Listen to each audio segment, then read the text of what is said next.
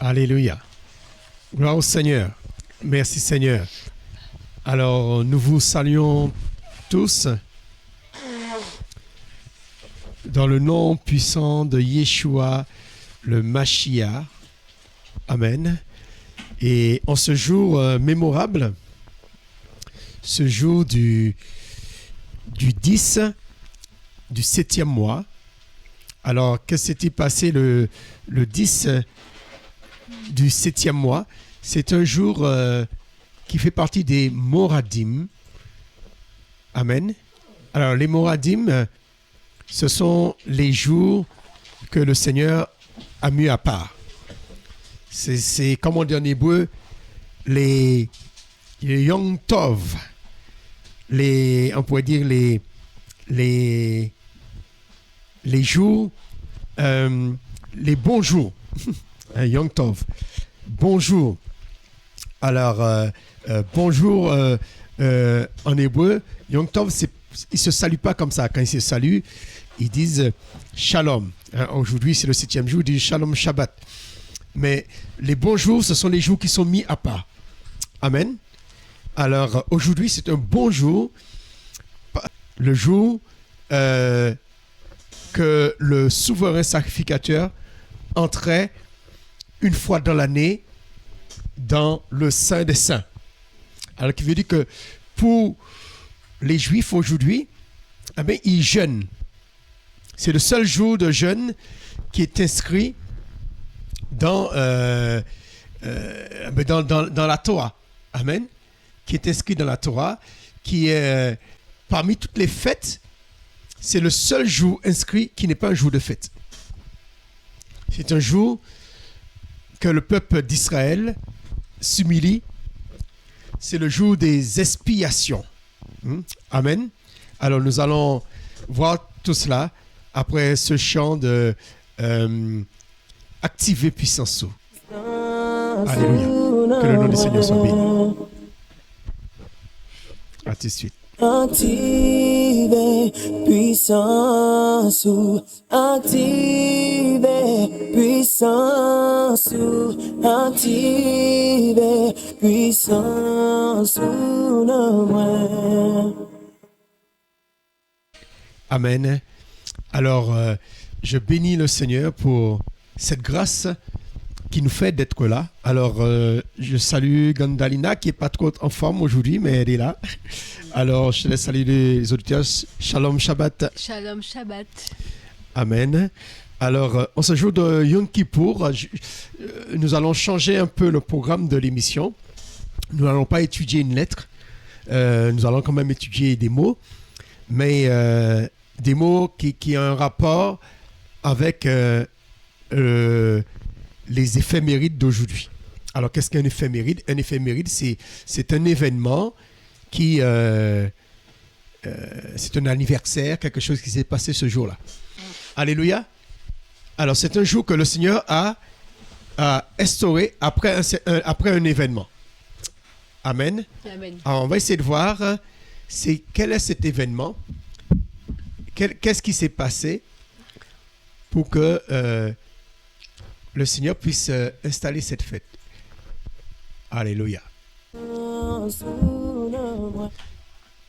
Alors, lis-nous Exode 29, verset 36.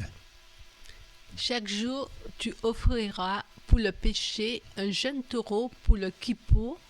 Tu purifieras l'autel en faisant la propitiation pour lui et tu l'oindras pour le sanctifier. Voilà. Alors, on voit le kippour. Alors, kippour, ça signifie la même chose que la propitiation ou expiation. C'est-à-dire, c'est le jour qu'on offrait les sacrifices pour les péchés de l'année. Alors, cette fête, on peut lire dans Lévitique 23.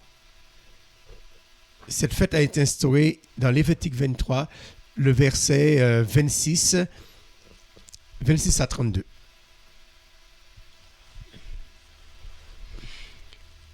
Vas-y.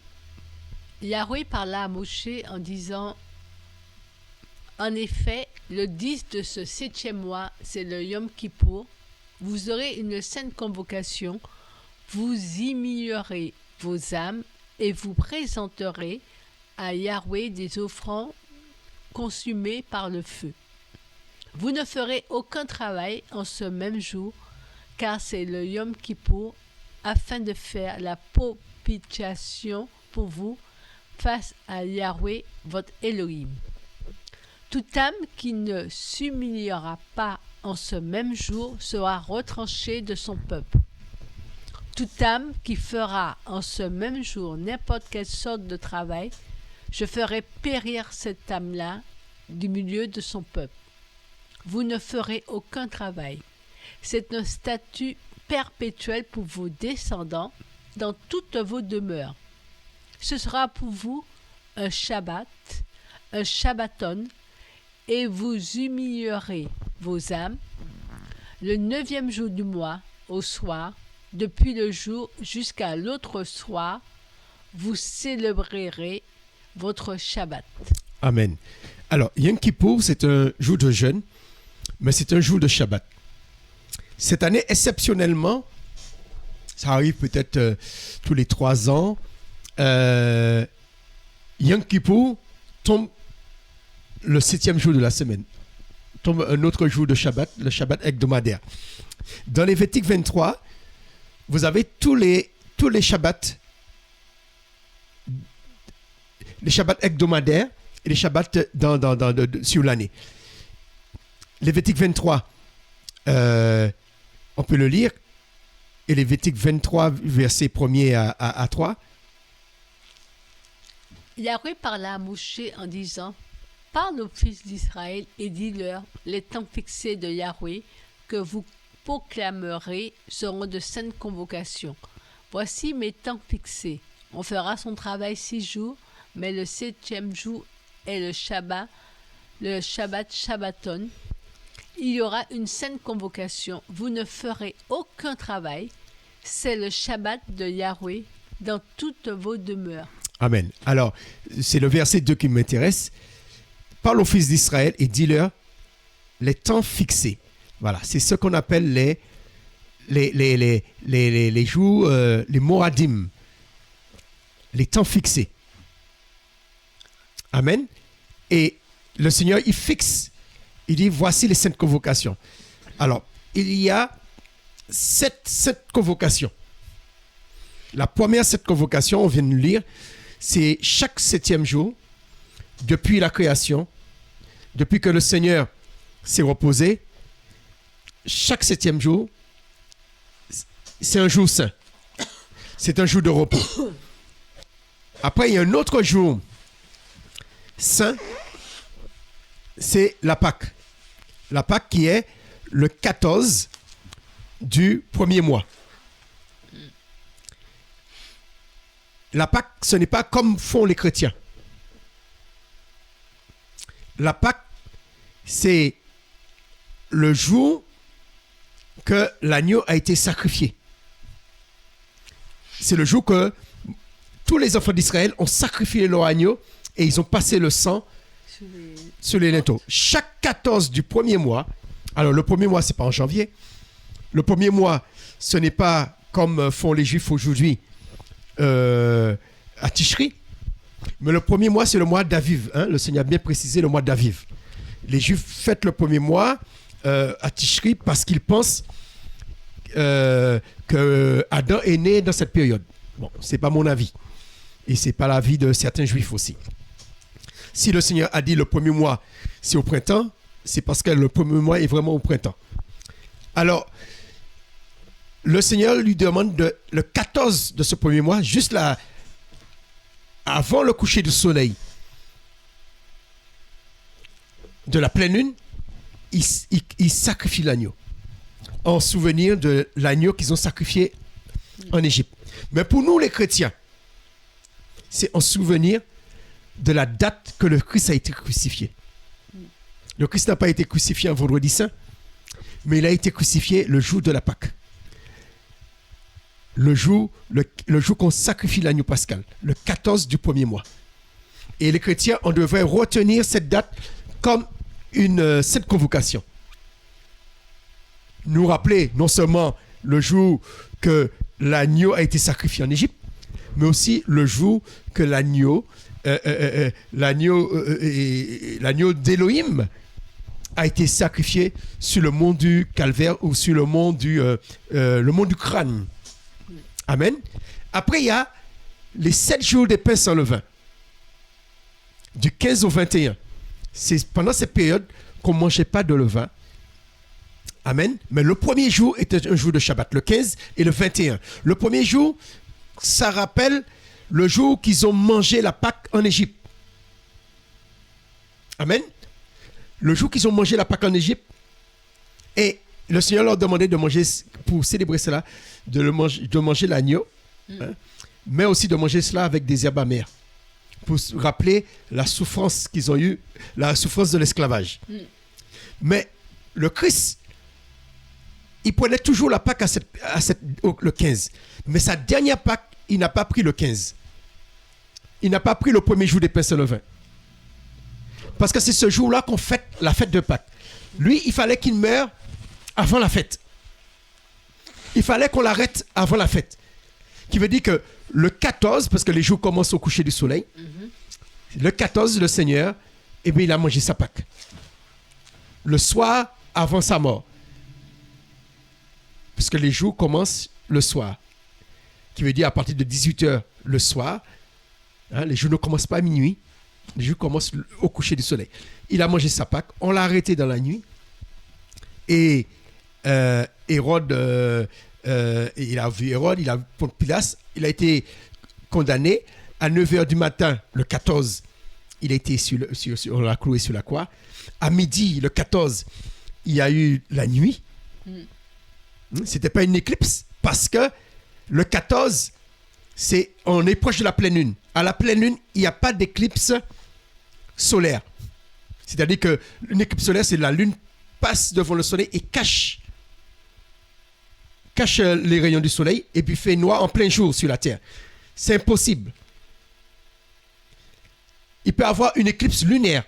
C'est-à-dire que ça se passe pendant la nuit. La lune devient toute rouge. Parce que c'est la terre qui fait de l'ombre à la lune. À ce moment que le Christ est mort, à ce moment qu'il y a eu ce noir, la terre était entre la lune et le soleil. La lune n'était pas entre la terre et le soleil. Alors, il ne pouvait pas avoir d'ombre. Ça veut dire que ce qui s'est passé là, c'est le même miracle qui s'est passé en Égypte. Ça rappelle l'une des plaies en Égypte. Amen. Et le Christ, pourquoi il est mort il est mort ce jour-là aussi? Ça rappelle la mort des premiers-nés en Égypte. Mais la mort des premiers-nés en Égypte n'a pas eu lieu le 14 du premier mois. Mais ça a eu le 15. Le jour que, pendant que les Israélites mangeaient la Pâque, l'ange est passé par-dessus. L'ange a sauté. La Pâque, ça veut dire sauter. Où qu'il y avait le sang, il sautait les maisons. Et il frappait les premiers-nés là qu'il n'y avait pas le sang. Mais le Christ, lui qui est le premier-né de la création, il a été frappé non pas le jour que les Égyptiens ont été frappés, mais la veille. Au coucher du soleil. Hein, c'est pas 24 heures avant, mais c'est juste quelques heures avant que le soleil se couche. Lui, il a été frappé. Amen. Et les 7 jours qui suivent, ce sont les jours des pains sans levain. Alors, il y a 2 jours de Shabbat. C'est le 15, parce que c'est le jour qu'ils ont mangé la Pâque en Égypte, mais c'est le jour qu'ils ont quitté leur maison en Égypte. Et le Seigneur les a fait faire un détour. Et ce détour a duré 7 jours. Et c'est pourquoi le 7e jour, il y a une 7 convocation. C'est le jour qu'ils ont traversé la mer Rouge. Le 15, l'ange a sauté les maisons. Le 21, c'est eux qui ont traversé la mer Rouge. La Pâque, ce n'est pas le jour qu'ils ont traversé la mer Rouge. La Pâque, c'est le jour que l'ange a sauté la maison. Amen. Le jour qu'ils ont traversé la mer Rouge, c'était le 7e jour des pains sans levain. Et pourquoi ils fêtent 7 jours des pains sans levain? C'est pendant ces 7 jours eh ben, comme il y avait le pharaon qui devait les suivre, eh ben, la pâte n'a pas eu le temps de monter. Ils ont mangé des pains sans que la pâte puisse gonfler. Oui. Ah, il n'y a pas eu de levain. Pour se rappeler de ces 7 jours, entre le moment que l'ange a sauté les maisons, c'est ça que ça veut dire Pessah, sauter les maisons. Pessah, ça ne veut pas dire traverser. Pessah, ça veut dire sauter. Hein? Il est passé par-dessus. Pessah, ça ne veut pas dire passer, ça veut dire sauter, ça veut dire passer par-dessus. Et il célèbre ce jour.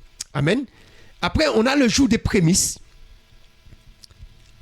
et des premiers fruits, ou des premiers fruits. Ce jour, contrairement à ce que beaucoup pensent, c'est le jour de la fête des semaines. Et en même temps, c'est le jour de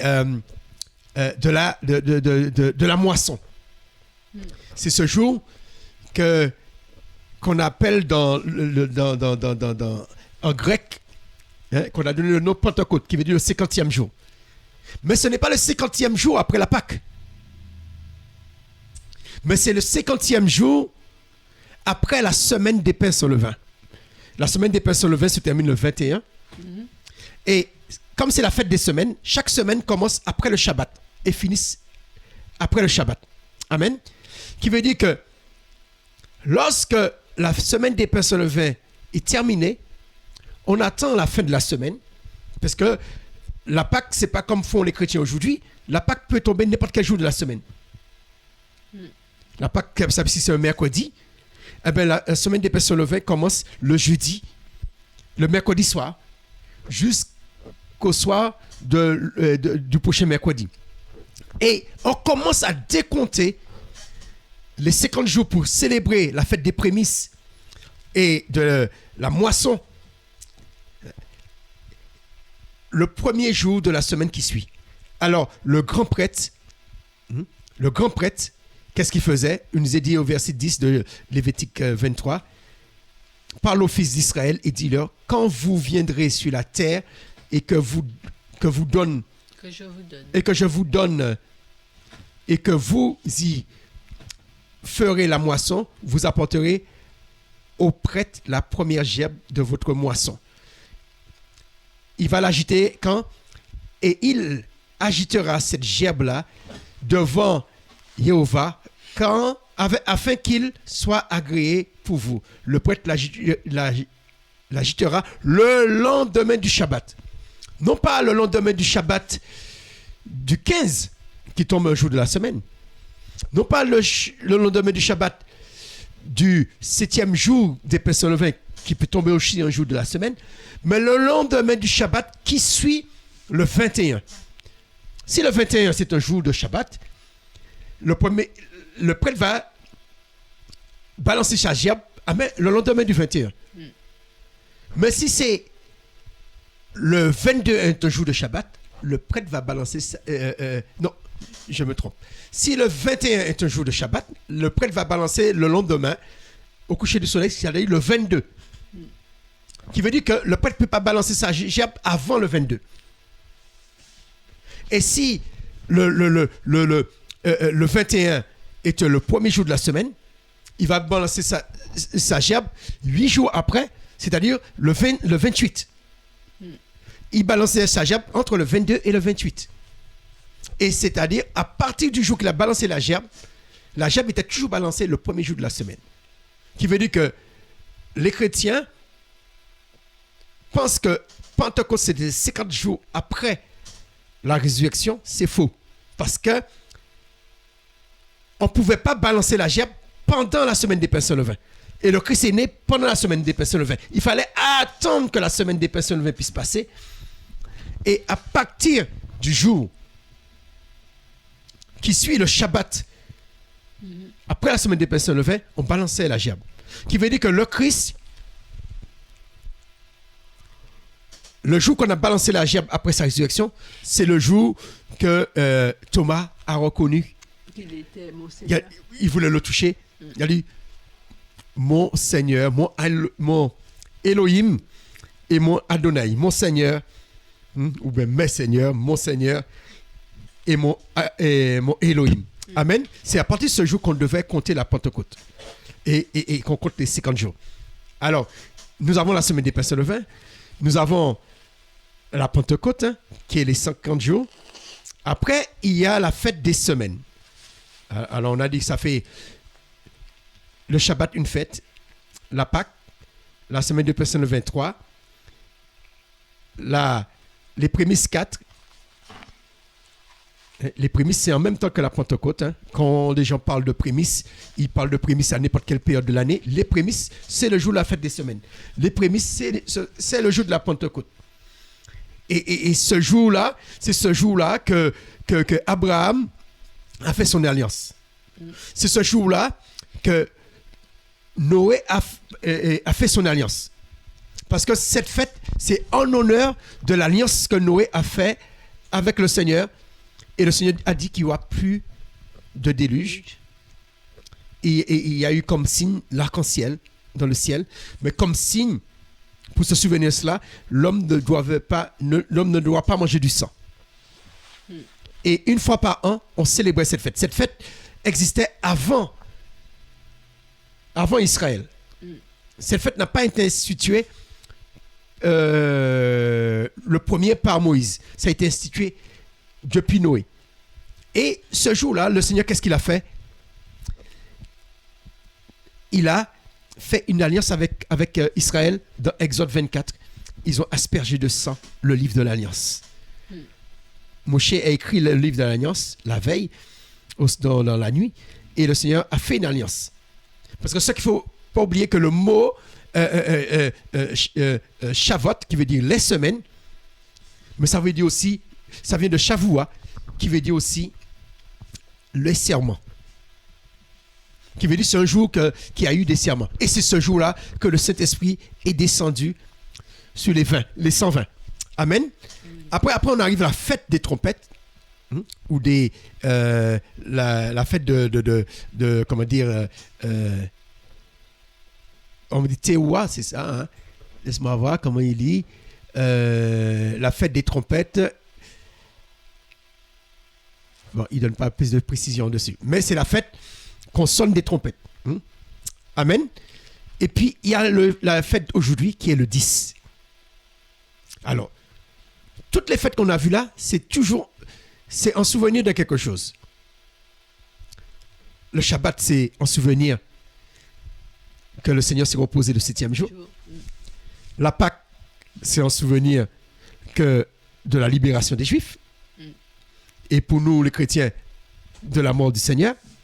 La semaine des pains sans levain, c'est pour rappeler, ils ont pendant une semaine avant de traverser, ils ont pris une semaine avant de traverser la mer Rouge. Le pain n'a pas eu le temps de se lever. Mais pour nous, c'est dans cette semaine que le Seigneur est ressuscité.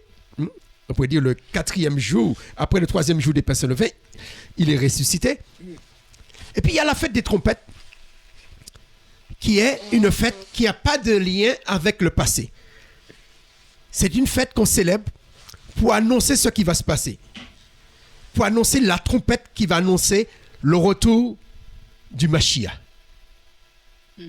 C'est-à-dire que cette fête, c'est pour qu'on ne puisse pas devenir comme des hommes comme du temps de Noé, qui se disaient, comme Pierre dit, certains disent, mais depuis le temps, le Mashiach ne revient pas. Cette fête, c'est pour nous rappeler, c'est pour rappeler la parole qu'un jour le Mashiach va revenir. Et puis, il y a le Yom Kippour, qui est un jour qui n'est pas un jour de fête.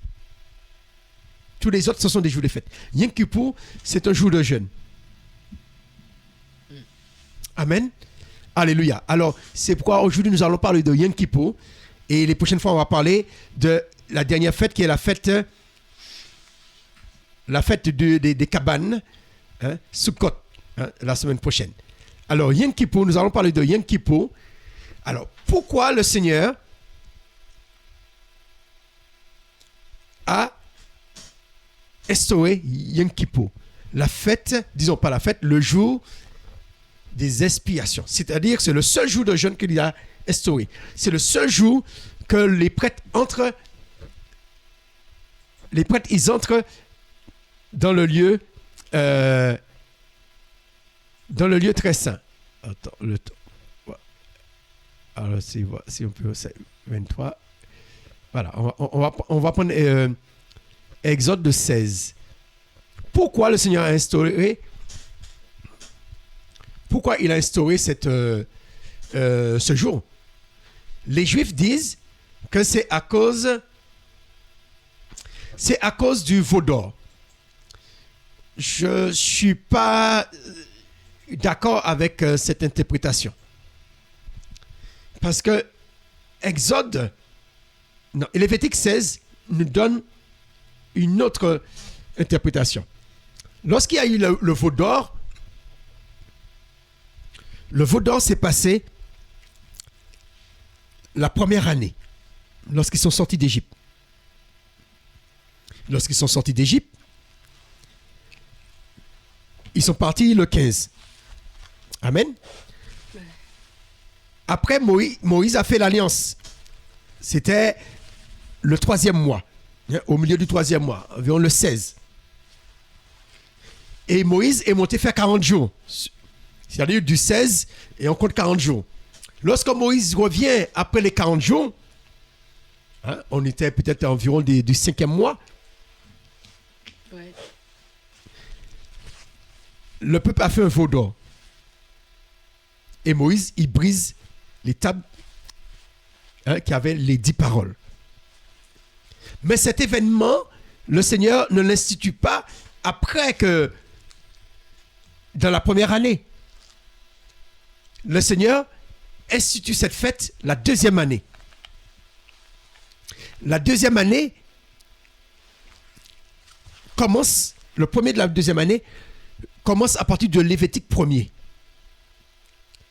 Lévitique 1er, le Seigneur, qu'est-ce qu'il fait? Il appelle Moshe. C'est pourquoi les Juifs appellent ça Vaïkra. Au verset 1er, on peut le voir. Le verset 1er. Voilà. Jéhovah appela Moshe. Alors, c'est pourquoi ils ont appelé ça Vaïkra. Vaïkra. Si on peut mettre, je peux vous montrer en hébreu comment ils mettent ça. On met l'hébreu à côté. Vaïkra, qui veut dire il crie ou il appelle. Voilà, il a mis Vaïkra ici. Attends. Bon, ça ne donne pas là. C'est ici. Kara. Alors, il y a le V devant. Et, ça veut dire le E. Et le Yod, il crie. Kara. Alors, Kara, ça signifie plusieurs choses. Ça veut dire, il appelle, mais ça peut dire aussi, il crie. Ça peut vouloir dire aussi, il invoque. Lorsqu'on dit, à la naissance de comment il dit ça? À la naissance de... On peut prendre dans Genèse 5, on va reprendre tout à l'heure. Il me semble que c'est Genèse 5 ou Genèse 4. Il me semble que c'est Genèse 4. Genèse 4. Il naquit au fils de Chet. Alors, il naquit aussi un fils à Chet. Chet, c'est le fils d'Adam. Et il l'appela du nom d'Enoch, qui veut dire consacré, ou qui veut dire dédicace. Et puis il nous dit, c'est alors que l'on commença à faire, là ils ont traduit par appel, de réciter, ou dire, ou lire, ou s'écrire, ou proclamer au nom de Yahweh, ou Jéhovah. Alors on voit bien ici le mot, quoi, qu'est-ce que tu lis là? Le mot appeler est appelé, comme on dit ici, Kara. Kara. Alors, ça veut dire que c'est alors qu'on a commencé à appeler Elohim, Jéhovah. Lorsque on a commencé à appeler Elohim, c'est pas du temps de Moïse qu'on a commencé à appeler Elohim Jéhovah. C'est à la naissance de Chet. C'est pourquoi le mot kara, toi, il le met bien. Ça veut dire invoquer, ça veut dire crier, ça veut dire appeler, mais ça veut dire aussi réciter, ça veut dire aussi lire. Où on dit s'écrier, lire. Qui veut dire que quand tu fais une prière, tu évoques. Mais tu peux invoquer le Seigneur en lisant une prière. Quand tu lis un psaume, Tu évoques, ouais. tu es en train d'évoquer le Seigneur. Tu n'es pas en train de lire simplement. En hébreu, on utilise le mot lire, le mot évoquer ou le mot appeler, c'est kara. Amen. Amen. Alors, pour revenir sur le texte qu'on avait, c'était quoi? C'était... Il appelle à Moshe. Là. Ah, c'est ici qu'on était, voilà. Il a appelé Moshe. Kara. C'est pourquoi ils appellent le livre. Il cria, ou il appellera, ou il invoquera. Ils ont donné le premier nom du livre, Vaïkra. Et il l'appela. Amen. Et là, ça s'est passé le premier jour de l'année qui suivait la libération. Qui veut dire que on est plus de 7 mois après le veau d'or. Amen. Et il y a un événement qui s'est passé le 16.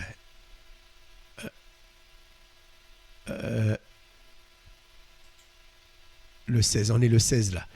Alors, est-ce que tu peux lire pour moi le 16?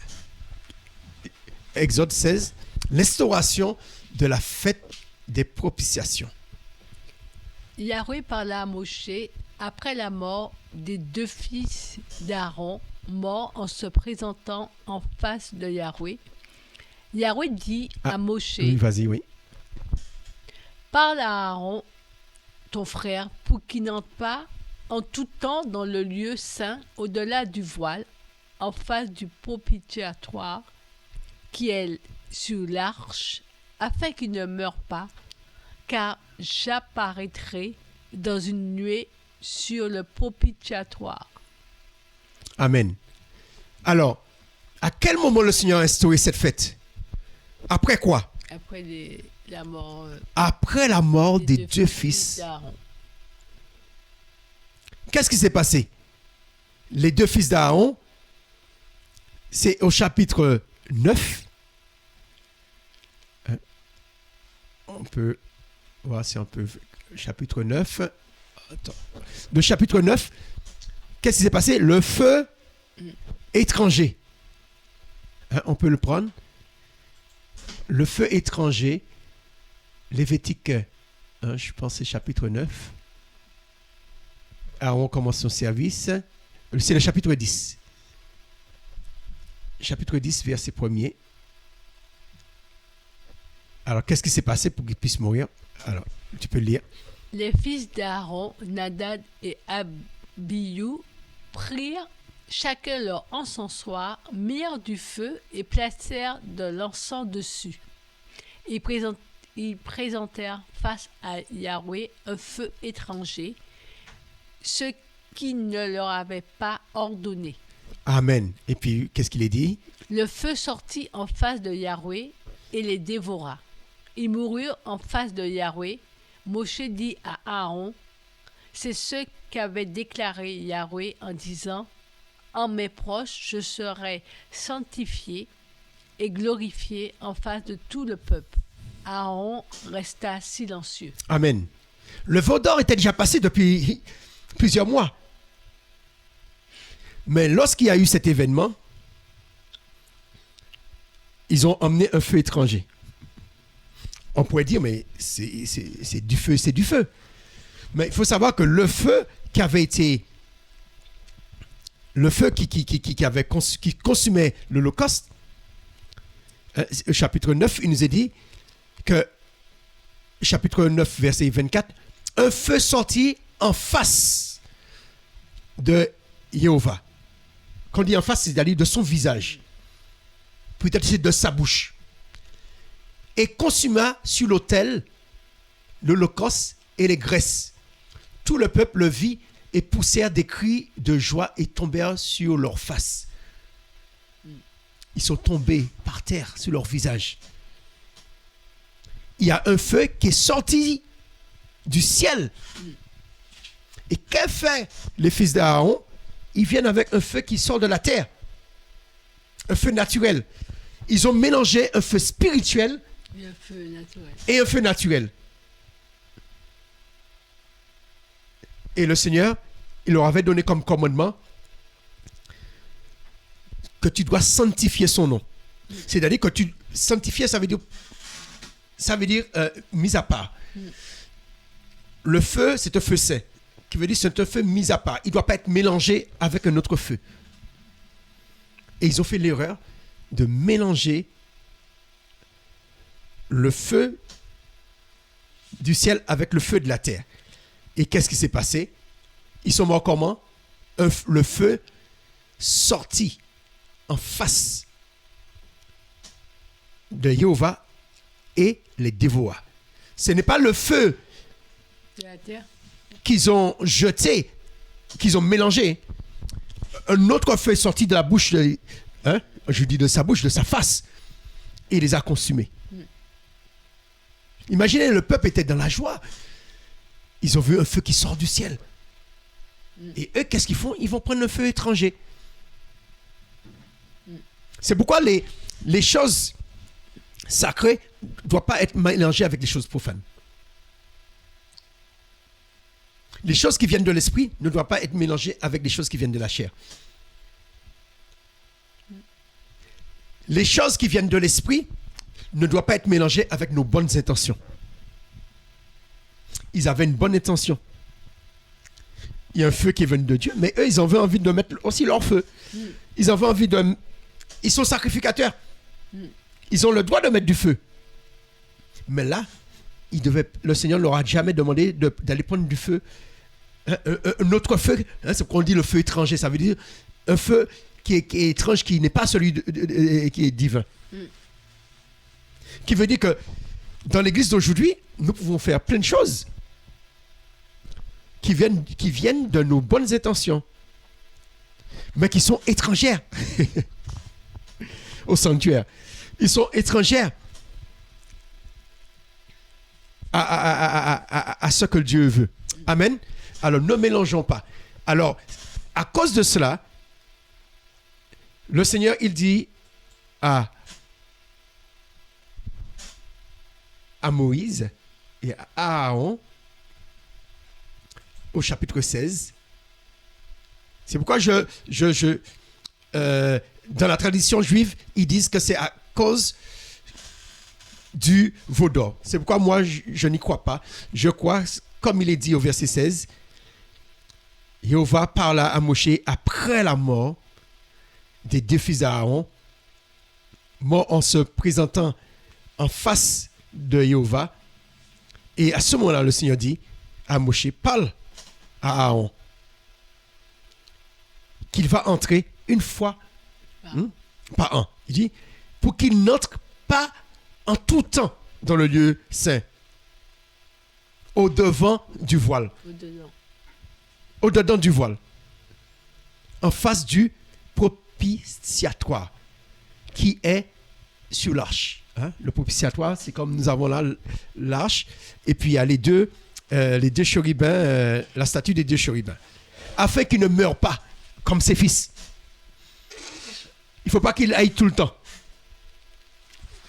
car j'apparaîtrai dans une nuée sur le propitiatoire, au-dessus du coffre.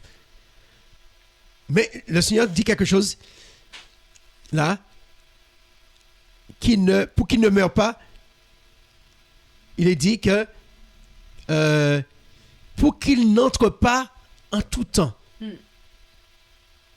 Parce que s'il entre en tout le temps, et puis il n'est pas conforme, comme ça lui donne une année pour se préparer. Parce que pour entrer là, il faut faire il fallait faire comment dire, ces coutumes-là, c'est-à-dire qu'il fallait faire des rituels pour se purifier, soit, et purifier le peuple. Il y avait chaque soir et chaque coucher de soleil, chaque lever de soleil, il y avait des sacrifices perpétuels.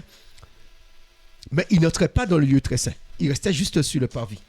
Mais entrer dans le lieu très saint, c'était à Yom Kippour. C'était un jour comme aujourd'hui. Et il fallait que ça se passe le 10 du 7e mois.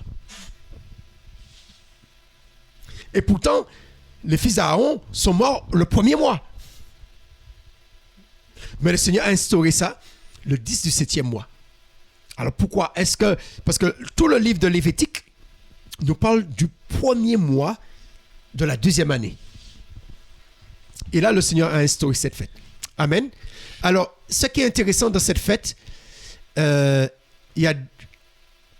allons voir 2 mots. Le premier mot qu'on peut voir là, c'est le mot Kippour. Alors, qu'est-ce que ça signifie Kippour et d'où ça vient? Alors, c'est le jeûne de Yom Kippourim, jour des expiations. Et puis, nous allons voir le mot aussi Azazel.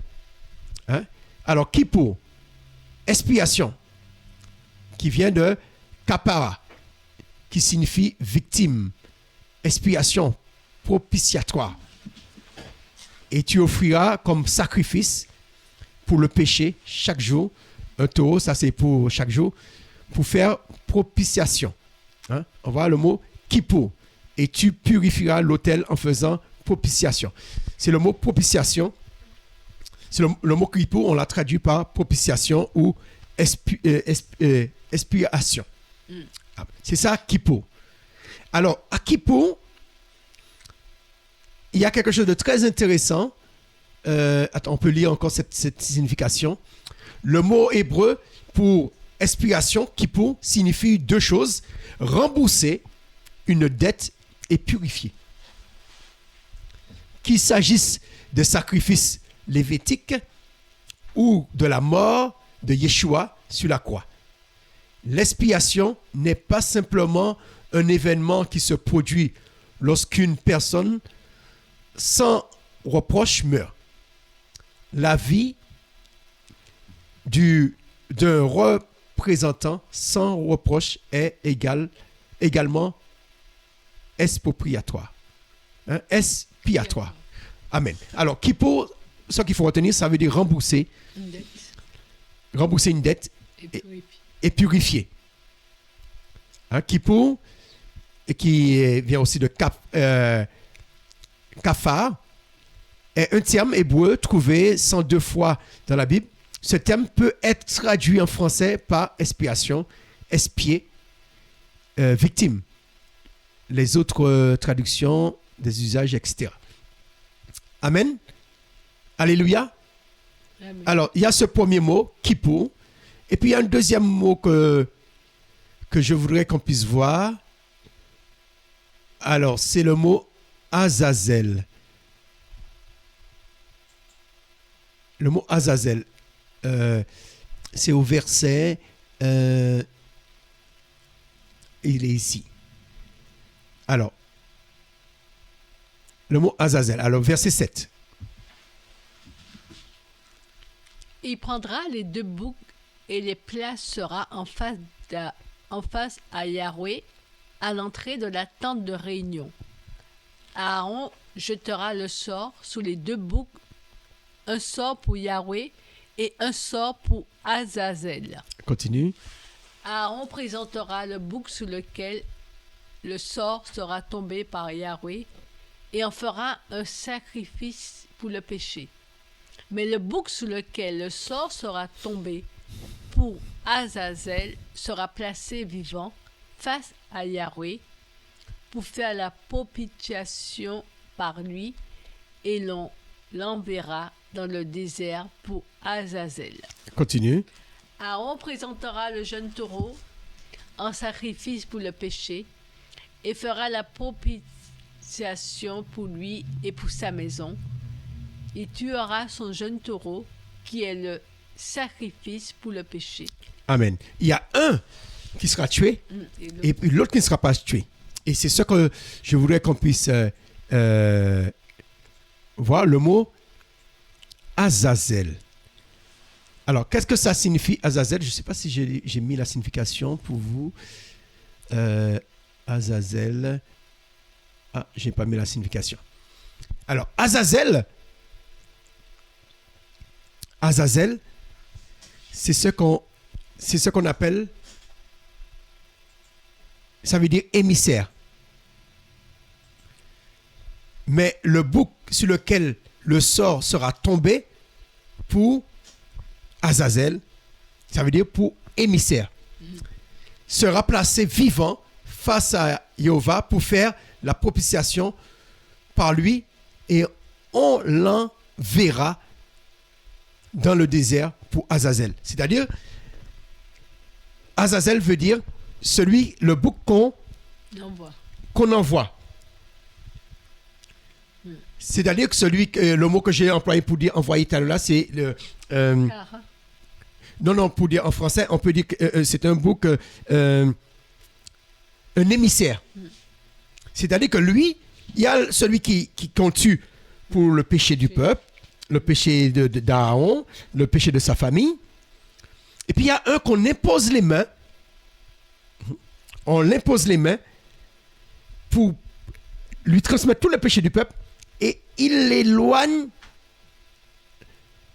du peuple le péché. Ah, il était accompagné par un serviteur.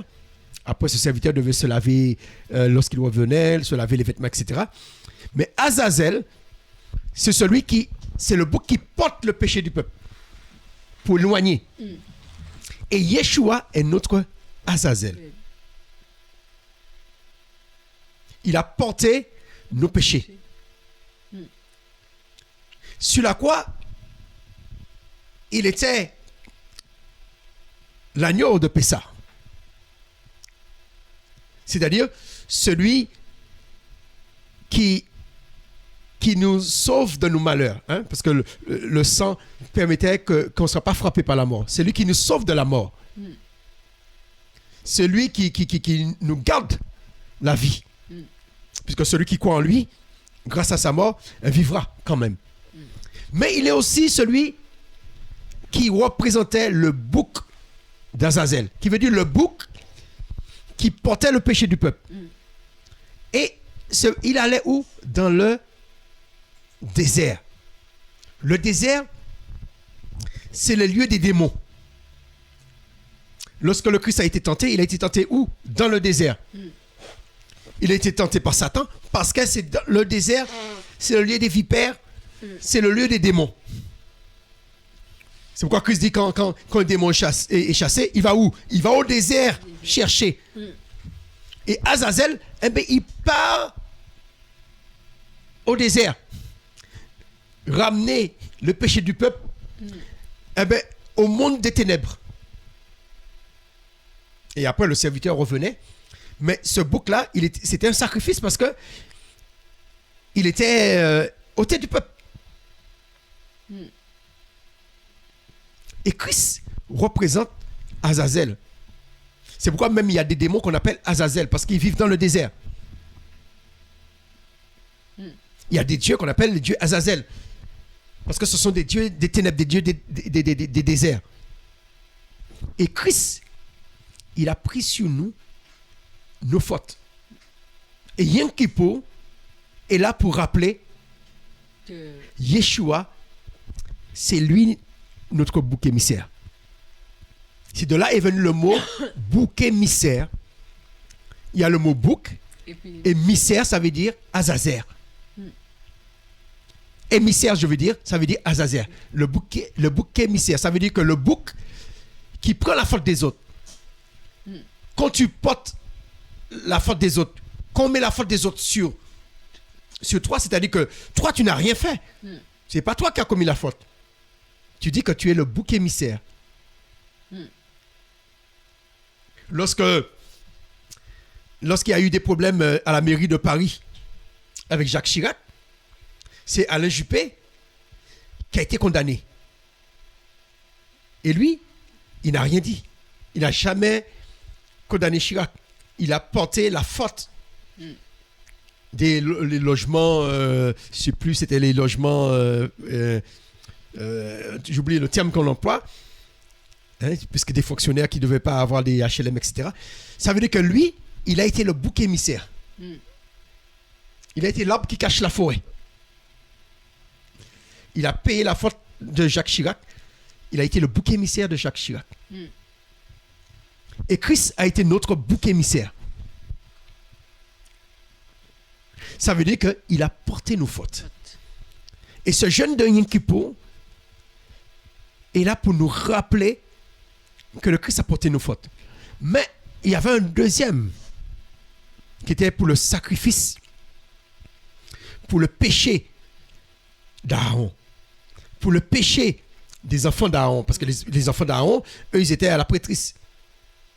Qui veut dire c'est un jour que ceux qui sont dans le sacerdoce s'humilient pour demander pardon au Seigneur pour les erreurs que nous commettons dans le sacerdoce. Parce qu'il faut toujours se rappeler, cette fête a été instaurée après une erreur du sacerdoce. Cette fête a été instaurée parce que les fils d'Aaron ont commis une grosse erreur, ils ont introduit le feu étranger. C'est un moment pour qu'on puisse demander pardon au Seigneur pour tout ce que nous avons introduit dans le sacerdoce qui est étranger.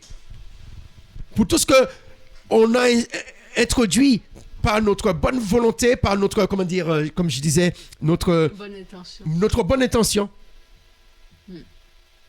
On se dit, mais il faut fêter un jour pour la naissance du Christ. Mais comme il y a la fête de Noël, on fête déjà le jour du soleil, eh bien, nous allons introduire cela dans le sacerdoce. Tout ça, ce sont des feux étrangers. Peut-être c'est un feu étranger, parce que les premiers chrétiens célébraient le Shabbat chaque 7e jour. Mais, du temps de Constantin, ils ont dit, mais nous avons déjà un jour de repos, qui est le jour de sol, le jour du soleil. Le jour où on adore le soleil. Mais au lieu que les gens adorent le soleil, hein, pareil que pour Noël, au lieu que de fêter la naissance du Dieu sol, ou le jour qu'on adore le soleil, non. On va célébrer la résurrection du Christ parce qu'il est né ce jour-là.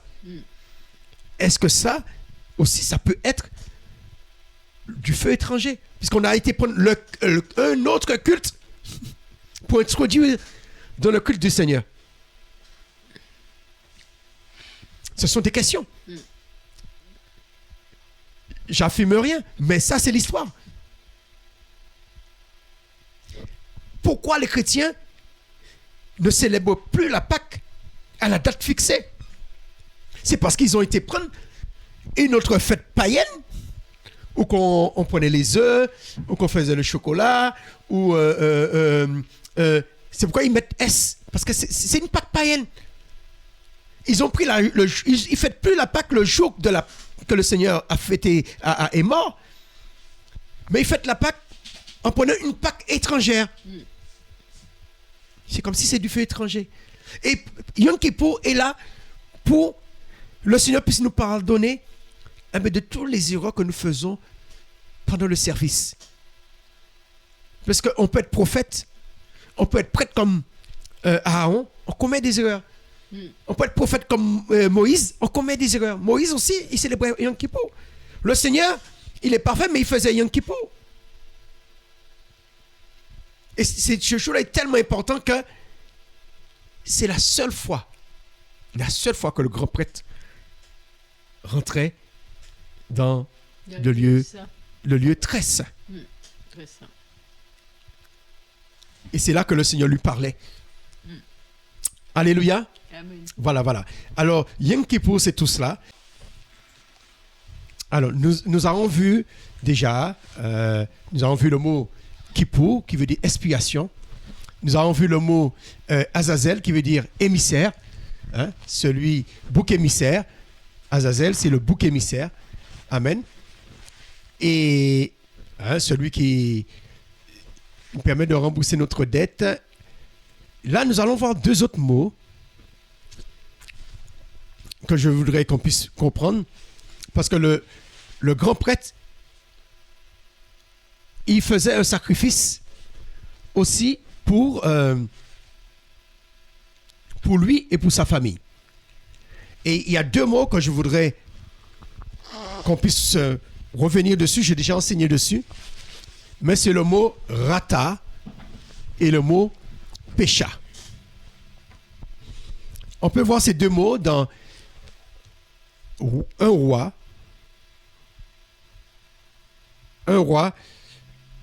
chapitre 8, verset 50.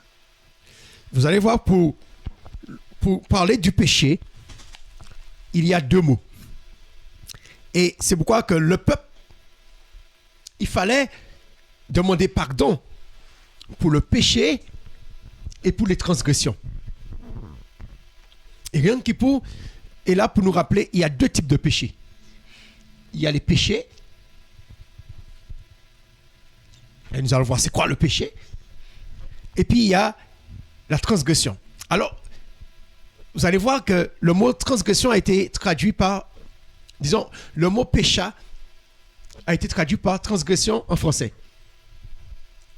Et le mot rata a été traduit par péché. Ils auraient peut-être dû appeler le mot péché transgression. Transgression, le mot péché. Mais lorsque nous voyons le mot péché et le mot transgression, il y a une différence entre les deux. Amen. Alors lisons le livre des rois, hein. Mélarim. Mélaire, ça veut dire roi. Et puis im, c'est au pluriel, les rois. Des rois. Alors, le verset 50. Chapitre 8, verset 50. Pardonne à ton peuple qui a péché contre toi, ainsi que toutes les transgressions par lesquelles ils ont transgressé contre toi. Amen. Je fais une petite copie là. On voit qu'il y a, je vais corriger après, il y a deux mots. Alors, quels sont les deux mots? Il y a le mot péché. Là, c'était transgression. Hein? Attendez, je vais revenir. Faire comme ça. Je vois pas où j'ai mis ça. Voilà, je vais revenir comme ça parce que c'est pas le même mot. Je vais laisser transgression. Mais ça veut dire la même chose là. Je vais juste souligner. Bon, je vais souligner après. Alors, on voit qu'il y a deux mots. Le mot péché qui a été traduit par. Ça a été traduit par quoi, le mot péché? Pardonne à ton peuple qui a péché contre toi. Et après, il dit, ainsi que toutes leurs transgressions par lesquelles ils ont transgressé. Pécha contre toi. Alors, quelle est la différence entre le péché et la transgression? Il dit de leur pardonne à ton peuple qui a péché. Le péché, c'est commettre une faute involontairement. Tous nous péchons. Tous nous péchons involontairement. Mais est-ce que tous nous transgressions? Non. Non. Qu'il a dit tu ne tueras pas et tu tues. Tu as transgressé. Quelle est la différence entre les deux? Le péché, c'est rata. C'est comme en français. Ça te rappelle le mot quoi? Rata, ça te rappelle quoi? Raté. Raté. Rata, ça vient quand tu rates une cible. Tu as une cible. Tu tires sur la cible. Tu rates la cible. Est-ce que tu as raté la cible volontairement? Non. Non. Mais si tu as la cible et tu tires en l'air, volontairement, tu ne vises pas la cible. Ça veut dire tu as transgressé les règles. Et il dit rata. Ça veut dire que pardonne à ton peuple les fautes qu'ils ont commises involontairement. C'est ça le péché. Le péché, c'est les erreurs que nous commettons involontairement. Et ainsi que toute leur transgression. Une transgression, ça veut dire que tu es conscient de ce que tu fais. Une transgression, ainsi que toute leur transgression par laquelle ils ont transgressé. Ça veut dire qu'ils ont fait quelque chose de volontaire. Ils ont commis la faute volontairement. Ils savent que la loi dit cela. La loi dit que le jour du Shabbat que tu vas te reposer, s'ils ne se reposaient pas le jour du Shabbat, ça veut dire qu'ils ont transgressé la loi. La loi dit que tu vas honorer tes parents. La loi dit que tu ne dois pas injurier tes parents. Tu ne dois pas frapper tes parents. Et tu frappais tes parents, ça veut dire que tu as transgressé la loi. Eh bien, c'était la peine de mort. Une transgression, c'est lorsque tu, volontairement, tu connais les règles et tu décides de ne pas obéir à les règles. Tu sais que tu ne dois pas coucher avec la femme de ton voisin ou de ton prochain ou comment dire, comme le Christ dit, tu ne dois pas convoiter la femme de ton prochain, hein, qu'il dit dans les 10 commandements. Et Christ dit que si tu regardes une femme et tu la convoites, tu as commis l'adultère, ça veut dire que dans ton cœur, ça veut dire que tu connais la loi. Tu sais qu'elle est mariée. C'est pas la même chose que tu ne sais pas. Tu sais et tu la convoites. Tu sais pas qu'elle est mariée et puis tu la convoites, tu la dragues. C'est pas bien, mais il y a une différence. Tu as raté ta cible. Mais c'est pas la même chose. Tu sais qu'elle est mariée et tu vas la convoiter. C'est deux choses différentes. Alors, c'est pourquoi le Seigneur, là, il demande pardon. Il dit, pardonne ton peuple pour les péchés. Et aussi les transgressions. Lorsqu'on pense au péché, on pense au jardin d'Éden. Ève et Adam. Ève, elle savait que c'était l'arbre. Elle savait que c'était le fruit défendu quand elle l'a mangé. Elle a transgressé. Puisqu'elle a dit au serpent que Elohim nous a interdit de manger cet arbre. On peut manger tout, mais sauf celle-là.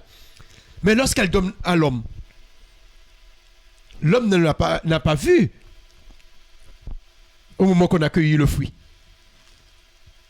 On lui a donné un fruit, il a mangé. Sa femme lui a donné un fruit, il a mangé. Parce que c'est un fruit qu'il ne connaissait pas. Puisque le Seigneur les avait interdit de non seulement de le manger, mais d'y toucher. Il n'avait jamais touché le fruit. Ça veut dire que le toucher, ça veut dire que pour pouvoir le cueillir, il faut le toucher. Ça veut dire qu'il ne s'était jamais approché de l'arbre de la connaissance du bien et du mal. Et là, sa femme lui donne le fruit. Mais il ne dit pas à sa femme qu'Élohim nous a interdit de manger ce fruit. Parce qu'il ne le savait pas. Et beaucoup de livres qui ne sont pas dans la Bible, qui rappellent cette période, le disent. Adam ne savait pas. Mais il a mangé le fruit défendu. Ça veut dire qu'il a péché. Ça veut dire qu'il a raté le commandement du Seigneur. Le commandement qui lui disait de ne pas manger le fruit, il a raté. Qui veut dire qu'il a mangé le fruit involontairement. Qui veut dire qu'il a péché involontairement. Mais il a péché quand même. Tandis que Ève, elle a transgressé, comment dire, la transgression. Amen. Et bon, dommage, le mot péché, le mot rata, on l'a traduit par péché, puis le mot pécha, on l'a traduit par transgression. Pourtant, le mot pécha tire son origine. Le mot péché tire son origine de pécha. Mais chaque fois que vous voyez le mot péché, c'est pourquoi il dit que tous ont péché et sont privés de la gloire de Dieu. Ça veut dire que tous nous faisons des ratés. Tous nous péchons involontairement. Mais Paul n'a pas dit que tous ont transgressé. Parce que tous on n'a pas transgressé. Tous on ne transgresse pas. Au contraire, les règles sont là Les commandements sont là pour qu'on puisse les respecter. Amen. Alléluia. Pour nous éviter de pécher. Mais comme le péché est en nous, nous commettons des fautes involontairement. Tu blesses ton frère involontairement. Nous commettons des fautes involontairement. Amen. Souvent, c'est des questions de culture. Dans une culture, tu as le droit de faire ça, et dans une autre culture, tu n'as pas le droit. Il y a des lois qui existent dans notre pays et qui n'existent pas dans notre pays. Il y a des choses qui sont autorisées dans un pays puis qui ne sont pas autorisées dans un autre pays. C'est pourquoi il est dit, ne sois pas une pierre d'achoppement pour ton frère. Tu sais que le fait de manger, c'est la nourriture, ça va dans le sol après, hein, puisque quand tu l'as éliminé. Mais ça peut être une pierre d'achoppement pour ton frère. Le plus important, c'est le royaume. Parce que tu peux blesser quelqu'un. Amen. Des fois, on commet des erreurs sans le savoir. Amen. Voilà, ça c'était quelque chose à savoir. Et là, j'aimerais qu'on puisse parler... oui, on a parlé d'Azazel. J'aimerais qu'on puisse parler du prêtre. Du prêtre, le Cohen. Nous avons parlé de Christ a pris la place du sacrifice. Mais Christ a pris la place du grand prêtre. Alléluia. Alors, le livre de Hébreux 7 nous parle de cela. Ah bon, lisons quelques versets. Hein, je n'ai pas sélectionné, mais lisons quelques versets. On compare Christ à Melchisédek. Alors, qu'est-ce que ça veut dire Melchi? Tu as vu comme on a vu pour le livre des rois? C'est la même racine. Mais pour le livre des rois, comme on a dit, c'est Melakim. Tu vois? Et ici, je vais mettre comme ça parce que ici c'est Melchi. Alors le Melchi là, on a vu Melakim, c'est les rois. Et bien Melchi, ça veut dire Melech, toujours le mot roi. Et le i à la fin c'est mon. Ça veut dire mon roi. Et la dernière fois, on a vu la lettre Sadé. On le retrouve ici. Sadé, et là Sédek qui vient de Sadé. Cette lettre, on ne l'a pas en français, dans l'alphabet. Alors, on peut la faire avec ces deux lettres-là, T et S. Hein, il faut prononcer le S après le T. Sadé, Sédek, qui veut dire le juste. Ça peut être justice, qui veut dire mon roi juste. Ou mon roi de justice. Amen. Qui veut dire que lui, on l'appelait Melchisédek parce qu'il était roi. Et en même temps, il avait la fonction de juge. Mais c'est-à-dire que le juge, à cette époque, c'était le prêtre. C'était le Cohen. Qui veut dire qu'il était juge, il était prêtre. Et en même temps, il était roi.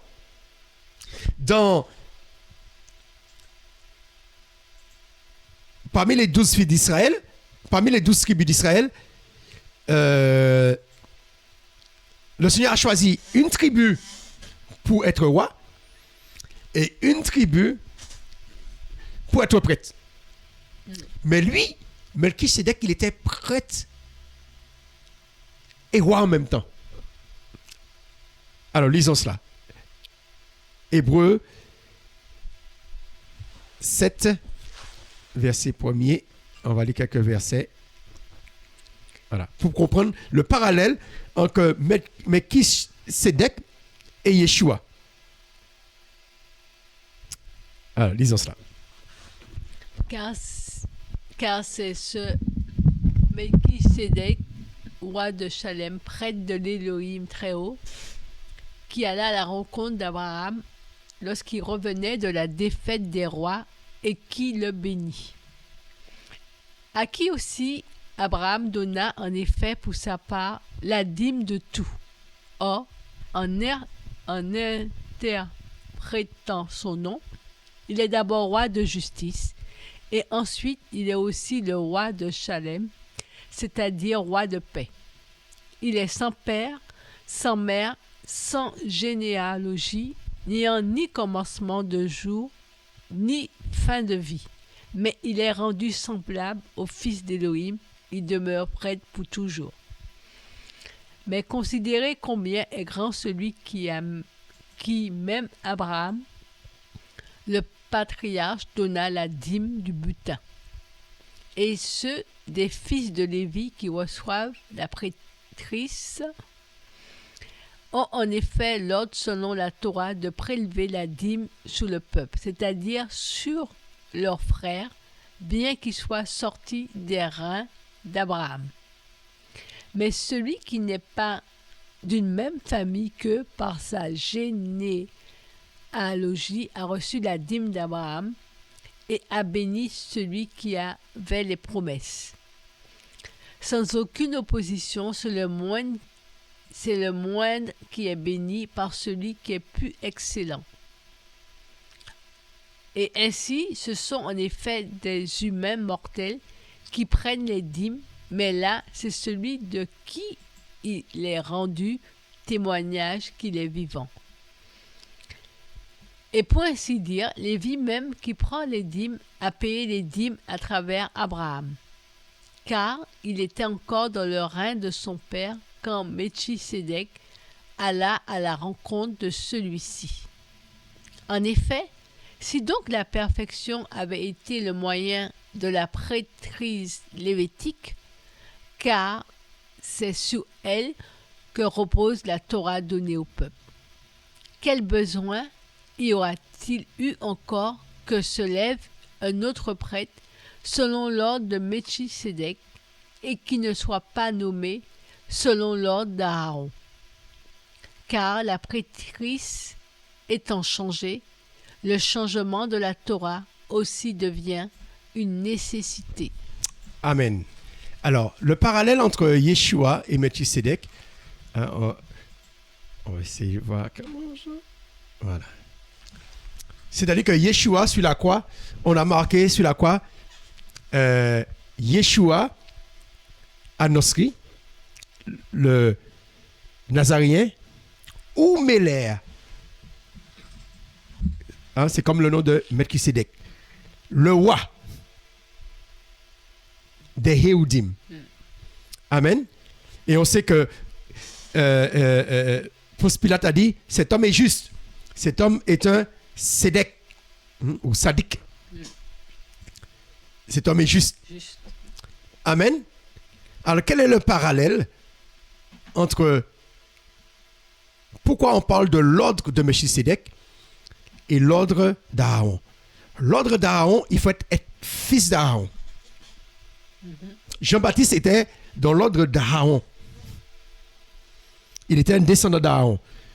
Pour être prêtre, il fallait être un descendant d'Aaron. Les prêtres de cette époque, ce n'était pas comme les prêtres catholiques. Un prêtre catholique, son père n'est pas prêtre. Si son père était prêtre, à moins si son père était prêtre et il avait une femme, il ne serait pas né. Parce que les prêtres catholiques ne se marient pas. Mais les prêtres juifs, eh bien, ils étaient obligés de se marier pour perpétuer les prêtres. Parce qu'il faut, pour être prêtre, il faut avoir le sang d'Aaron. Pas le sang de Moïse, hein. Le sang d'Aaron.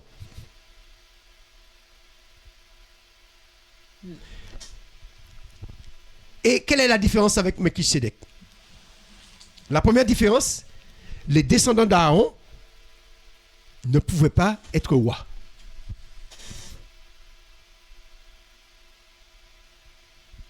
Ceux que le Seigneur avait choisis comme descendance comme moi, il y a eu l'exception de, comment il s'appelle, Shaoul, parce que le peuple n'a pas voulu attendre le temps. Il voulait avoir des rois comme tous les autres, comme tous les autres peuples. Le Seigneur leur a donné Shaoul. C'est Shaoul qui était prêt à ce moment-là. Mais lorsque le temps est venu, après que Shaoul ait péché, hein, qu'il est roi, hein, parce que rappelez-vous, pourquoi le Seigneur rejette Shaoul? parce qu'il a voulu faire un sacrifice. Il est roi, il a voulu jouer le rôle de prêtre. Le seul, à cette époque, qui était roi et pouvait être, qui a fait le rôle de prêtre et roi en même temps, c'est Melchisédek. Shaoul, il a reçu l'onction royale. Il n'a pas reçu l'onction de prêtre. Et parce qu'il a voulu faire le sacrifice à la place de Shemuel, parce que Shemuel, il était prophète, mais il était de la descendance d'Aaron. Il a voulu faire la part de Shemuel, le Seigneur l'a rejeté. Hein, c'est comme les fils d'Aaron, ils ont introduit le feu étranger, et bien là, le Seigneur les a frappés. Et Saoul, c'est à cause de ça que le Seigneur l'a rejeté. C'était comme les fils d'Aaron, une bonne intention. Qui veut dire que beaucoup d'entre nous, avec nos bonnes intentions, il y a longtemps que le Seigneur nous aurait déjà rejetés s'il ne faisait pas grâce. Nous introduisons beaucoup de choses avec nos bonnes intentions. Et Shaoul, il a été rejeté à cause de ses bonnes intentions. Il a l'onction royale, il n'a pas l'onction de prêtre. Et Melchisédek avec cette onction, les deux. Amen. Mais Melchisédek, il a une autre ressemblance avec le Seigneur. Non seulement il est le prince de la paix, le Shalom, le roi de la paix, mais il dit il a ni père, il est sans père, sans mère, sans généalogie, n'ayant ni commencement de jour, ni fin de jour. Parce qu'à un moment, il a disparu. Ça se rappelle Yeshua. Yeshua, on sait qu'il est né d'une mère. On sait qu'il dit que son père, il vient du Père. Son père est au ciel. Mais Melchisédek, la Bible ne nous parle pas comment il est arrivé là, à Salem, la ville de paix. À Salem, on ne sait pas. Mais de par mes recherches, j'ai découvert qu'il a eu la même naissance que Yeshua, mais quelques siècles avant. Je crois que c'est dans le livre de... Soit c'est le livre de Jubilé ou le livre d'Enoch, qui nous parle pour la première fois de Melchisédek. Alors, en deux phrases, l'histoire c'est que la prêtrise existe depuis avant le déluge. Hanok, qui veut dire consacré, hein, qu'on a transcrit par Enoch, il était prêtre. Son fils, Mathusalem, Métuséla, il était prêtre. Métuséla, il y a eu son fils Lémec, qui est le père de Noah. Mais dans ses livres de Jubilé et le livre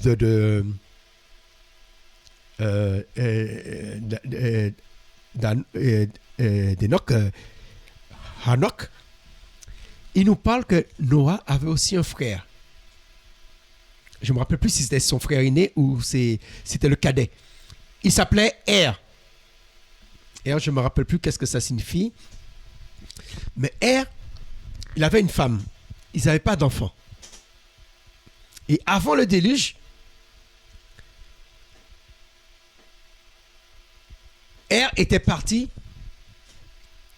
pour faire la prêtrise à la place de son grand-père. Puisque les mecs étaient déjà morts. Et quand il revient, sa femme était enceinte. Il s'est dit quoi? Que sa femme l'a trompé pendant son absence. Et le Seigneur, pour préserver cela, pour ne pas que Er et puis Noah ne puissent pas comment dire calomnier sa femme, le Seigneur a pris la femme. Mais l'enfant est resté. Et avant le déluge, le Seigneur a pris l'enfant, Melchisédek. Et quelques siècles après, il est réapparu. Et c'est pourquoi on ne connaît pas son père, on ne connaît pas sa mère. Parce que ça s'est passé avant le déluge. Sa mère est morte avant le déluge. Et Er lui-même, il est mort aussi dans le déluge, ou avant le déluge. Alléluia. Alors, Melchisedec, on ne connaît pas sa génération parce qu'il remonte avant. Et il a eu la même naissance que le Christ, que Yeshua. Amen. Amen. C'est pourquoi qu'il dit, selon l'ordre de Melchisedec. Hein, je crois, c'est quel verset qui le dit? Il y a en bas 11. Voilà, le verset 11. En effet, si donc la perfection avait été, etc., car c'est sur elle, parce que la perfection, ce n'est pas parfait, parce qu'il faisait un sacrifice pour lui-même. Mais il est dit, quel besoin y aurait-il eu encore que se lève un autre prêtre, selon l'ordre de Melchisedec, et qui ne soit pas nommé selon l'ordre d'Aaron. Qui veut dire que l'ordre de Melchisedec, un prêtre qui vient du ciel, un prêtre qui n'a pas d'origine terrestre, un prêtre qui n'a pas d'origine humaine, mais qui a une origine céleste. Et Christ, non seulement c'est notre Azazel, le bouc qui porte, qui éloigne le péché. Et quelque chose que j'ai oublié de vous dire, il va dans le monde des démons, dans le désert. Christ, le péché là, il a été dans le séjour des morts, dans le monde des ténèbres. Il a emporté tous nos péchés. Et non seulement il a porté les péchés du peuple à l'époque de son époque, puis il dit, Père, pardonne-leur parce qu'ils ne savent pas ce qu'ils font. Mais il a porté le péché depuis ceux qui sont nés depuis Adam. Il a porté tous ces péchés-là. Et non seulement il a porté tous ces péchés-là, il a porté les péchés de ceux qui sont nés après sa mort. Et qui naîtront jusqu'à la fin des temps. C'est notre Azazel pour toujours. C'est pourquoi on n'a plus besoin de faire de sacrifices à Yom Kippour. Ça ne veut pas dire qu'il ne faut pas continuer à fêter et à célébrer Yom Kippour, parce que Yom Kippour, c'est un temps qu'on se pose et qu'on regarde ce que nous avons fait de mal dans cette année. Ça, le Seigneur n'a pas fixé ce temps-là pour faire, comment ça s'appelle, les rétrospectives, le moment qu'on fait le bilan. Yom Kippour, c'est le moment du bilan. Le moment du bilan, ce n'est pas au mois de janvier. Le moment du bilan, c'est même pas à la date que le Seigneur a fixée pour le début de l'année, au printemps, mais c'est à Yom Kippour qu'on fait le bilan. Yom Kippour, c'est le jour que, après Yom Kippour, on sonnait du chauffard pour annoncer que cette année-là sera une année sabbatique. La différence avec l'année ordinaire, ça commence au printemps. Mais les années sabbatiques, c'est-à-dire tous les 7 ans, commençaient au 7e mois, au moment de Yom Kippour. Et lorsqu'il y avait les années de jubilé, ça veut dire que tu avais la 49e année et la 50e année. 2 années sabbatiques. Alors, ces années sabbatiques, il n'y avait que la terre qui se reposait. Les hommes travaillaient. Mais il y avait juste les cultivateurs qui se reposaient. Parce que la terre avait besoin de repos. Tous les 7 ans, la terre se repose. Tous les 6 jours, l'homme se repose. Tous les 7 ans, la terre se repose. L'homme a été tiré de la terre. Il se repose le jour que le Seigneur s'est reposé. Mais tous les 7 jours, la terre ne se repose pas. Tous les 7 mois, la terre ne se repose pas. La terre se repose tous les 7 ans. Et comme pour la Pentecôte, il y a 7 semaines. C'est 7 semaines pour rappeler l'alliance avec Noah. Et le 50e jour, c'est un jour de Shabbat. Qui veut dire que le 49e jour et le 50e jour, 2 jours de Shabbat. Le 7e jour et le premier jour de la semaine qui suit. Un peu pareil pour les jubilés. 49e année et la 50e année. La terre se repose. Parce que nous sommes sortis de la terre et tout ce que nous mangeons sort de la terre. On laissait la terre en friche comme cela. Et les gens pouvaient se servir récolter les fruits, on laissait reposer la terre. Même nos parents nous disaient, il faut laisser reposer la terre. Il ne faut pas replanter toujours la même chose au même endroit. Il faut laisser reposer la terre pour qu'elle puisse se renouveler. Ce qui veut dire que nous, les hommes de Dieu, les femmes de Dieu, nous avons aussi besoin d'un temps de repos, un temps pour se reposer, pour pouvoir se renouveler. Parce qu'il y a des hommes de Dieu qui ne prennent pas du tout de congé. La tâche est tellement immense. Ils ne prennent pas de temps de repos. On a besoin du temps de repos pour se renouveler, comme la terre. Alléluia. Et Yom Kippour, c'est un temps pour se renouveler. C'est un temps pour nous débarrasser de ce qui est mauvais, mais un temps pour renouveler ce qui est bon en nous. Alléluia. C'est pourquoi Yom Kippour devrait être parmi les fêtes que les chrétiens célèbrent jusqu'à maintenant. Un temps que les chrétiens prennent pour jeûner. Le Seigneur n'a pas institué les 40 jours de jeûne du carême. Le Seigneur n'a pas institué le mois de jeûne du Ramadan. Le seul jour de jeûne qu'il a institué, c'est Yom Kippour. Et il leur a demandé de célébrer ça, de respecter cette fête à perpétuité. C'est dans le livre de Lévitique, c'est à la fin là. 31. 31. Ce sera un Shabbaton pour vous, en vous humiliant, en vous humilier, et vous humilierez vos âmes. C'est un statut perpétuel. Voilà. Perpétuellement, on a besoin, même si le Christ, il est mort une fois pour toutes. Mais de temps, c'est une fête solennelle, c'est un moment solennel qu'on se remet en question. Tu te remets pas en question si tu te remets en question chaque jour, tu vas te remettre en question sur la journée passée.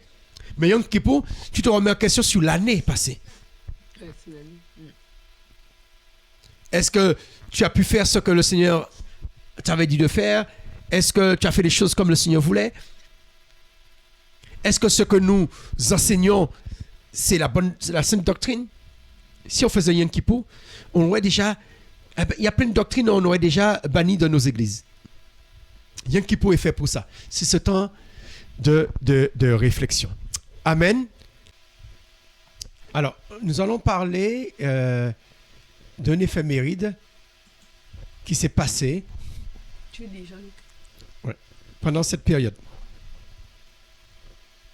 Alors, nous allons lire dans le livre de Matthieu. On peut le retrouver aussi, ces paroles, dans le livre de Luc. Matthieu 23, verset 35. Et Yeshua est en train de dire, afin que vienne sur vous tout le sang innocent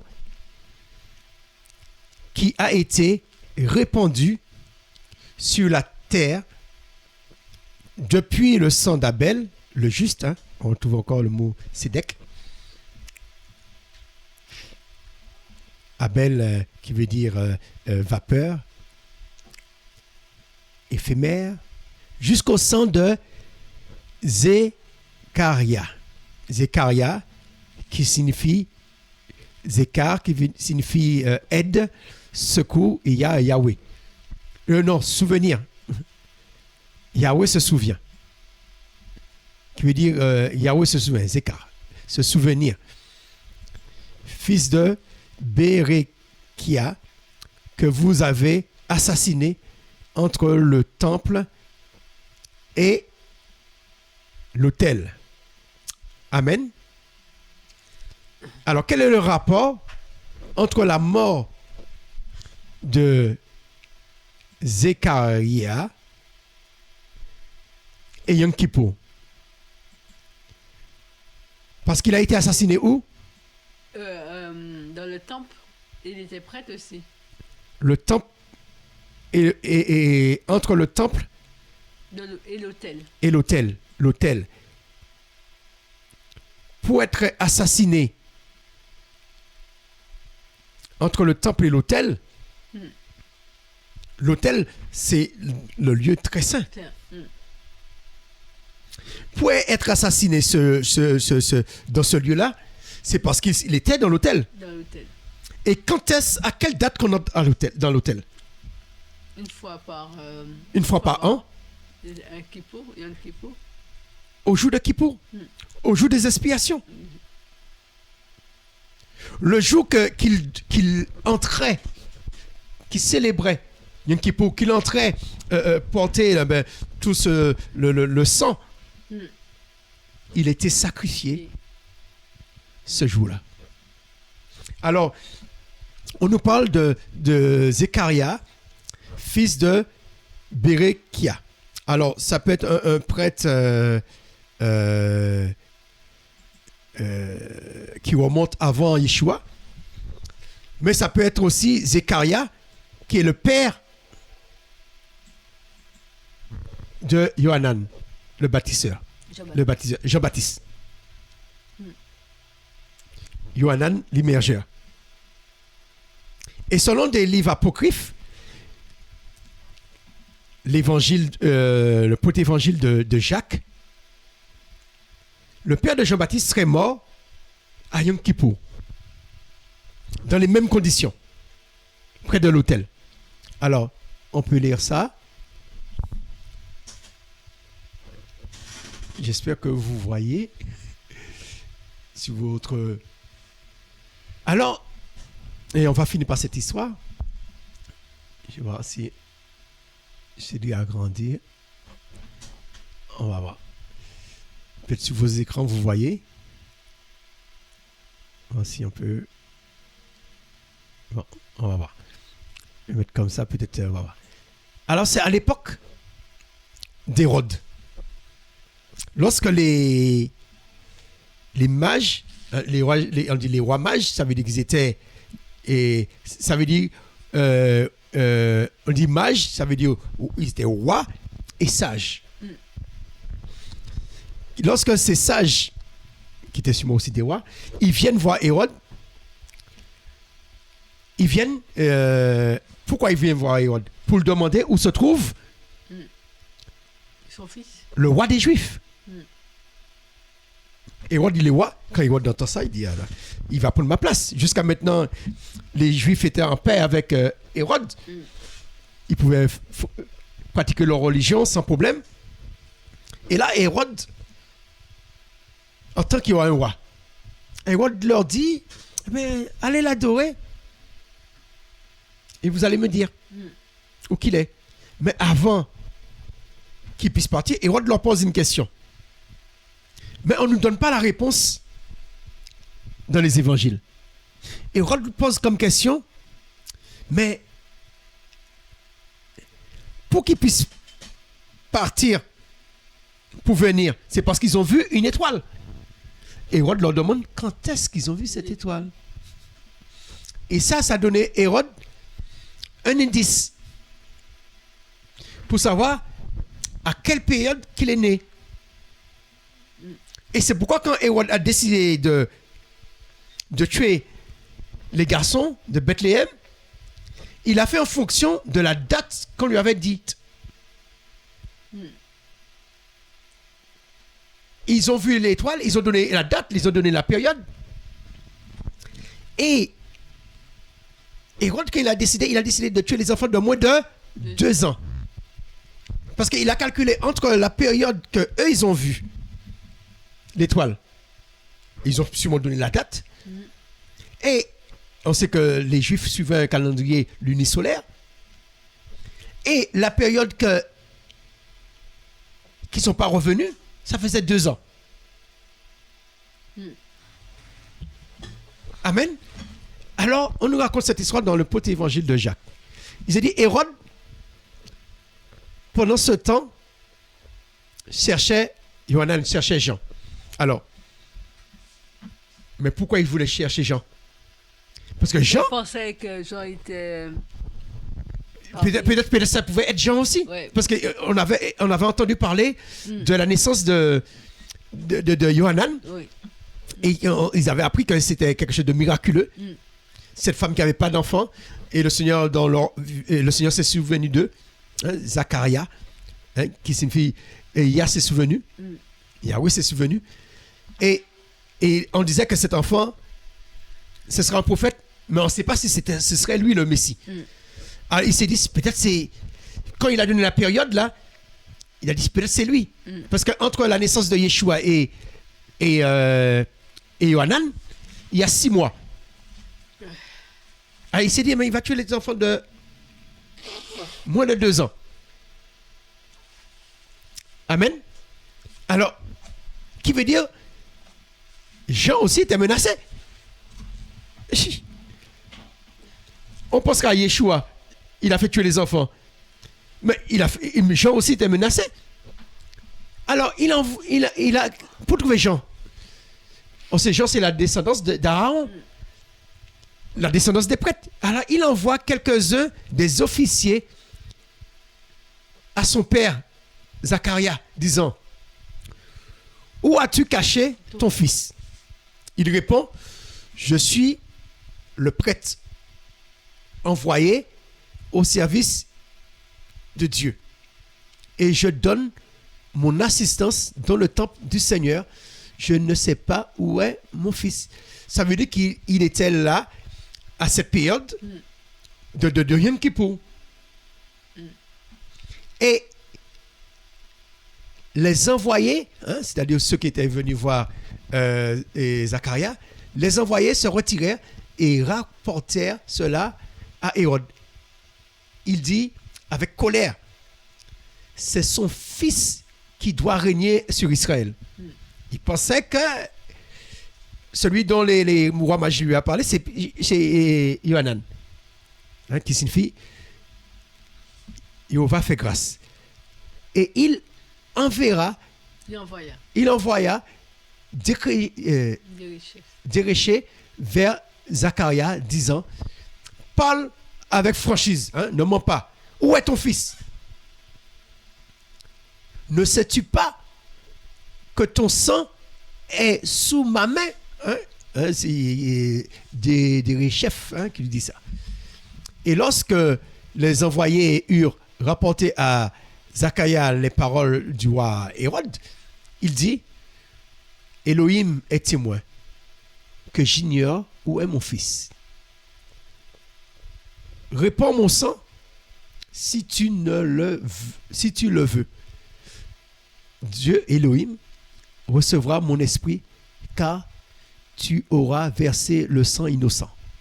Quand Yeshua parlait du sang innocent, depuis le sang d'innocent d'Abel jusqu'à celle de Zacharia.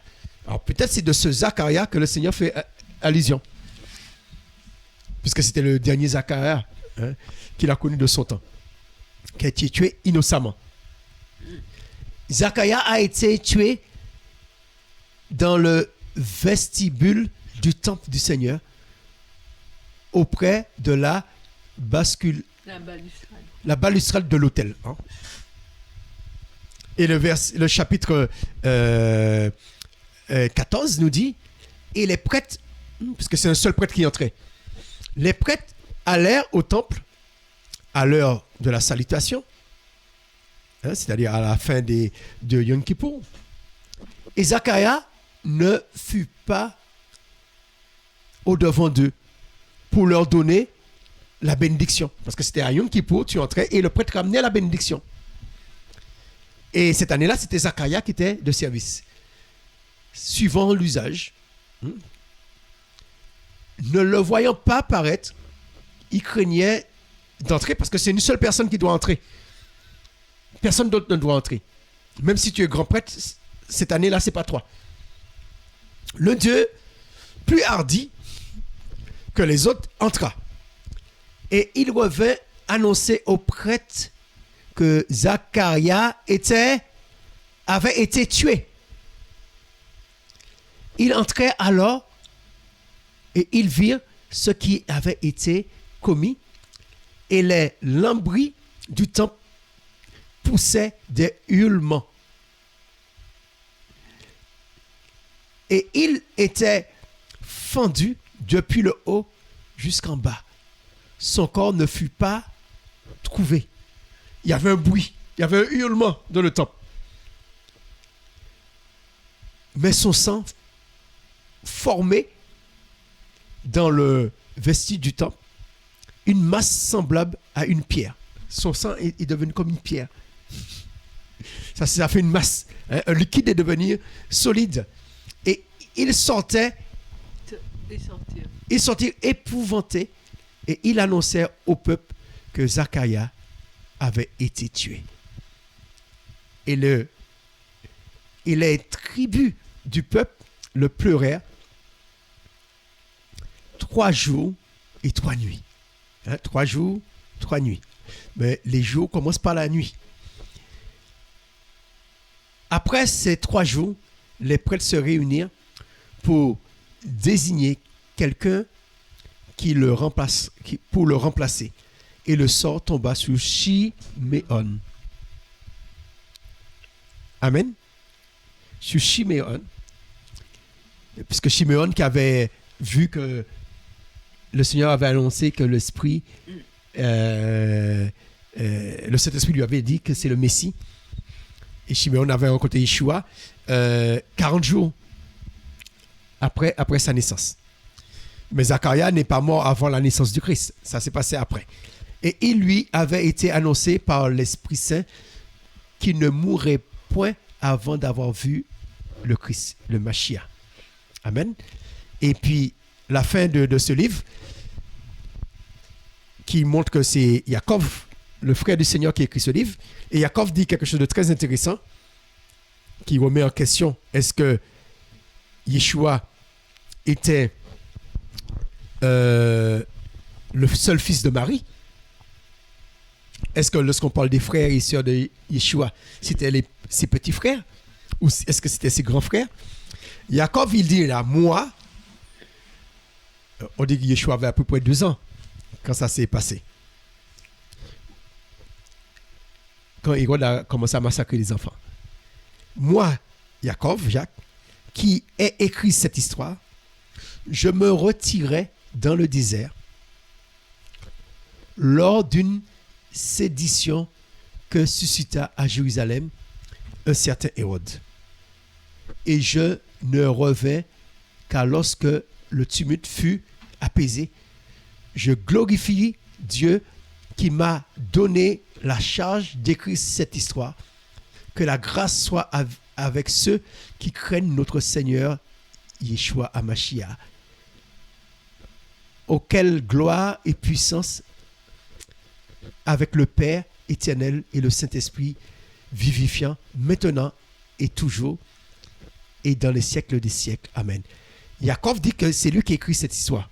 Et ce livre n'a pas été choisi parmi les évangiles. Mais dans ce livre, Yaakov, il exprime que lui, il existait déjà à cette époque. Qui veut dire que lui, il était plus âgé que Yeshua. Parce que dans ce livre, au début de ce livre, il nous est parlé de la rencontre de Joseph et Marie. Et quand Joseph rencontre Marie, il était veuf. Hein, j'en parle dans mon livre, là. Dans mon livre, Jésus, Marie, Joseph, je raconte comment Joseph a rencontré Marie. Et quand Joseph a rencontré Marie, Joseph était veuf.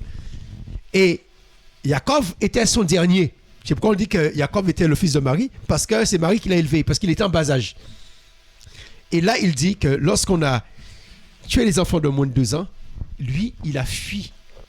Il s'est retiré dans le désert. Qui veut dire qu'il est plus grand que Yeshua. Yeshua, c'est le seul fils de Myriam. Et tous ses frères et sœurs, c'était des enfants que Joseph avait eu dans un premier mariage. Hein, j'explique tout dans ce livre-là. Parce que la Bible, les évangiles ne nous parlent pas de leur naissance. Alors c'est pourquoi beaucoup pensent que ce sont les enfants de Marie. Parce qu'ils voient que ce sont les enfants de Joseph.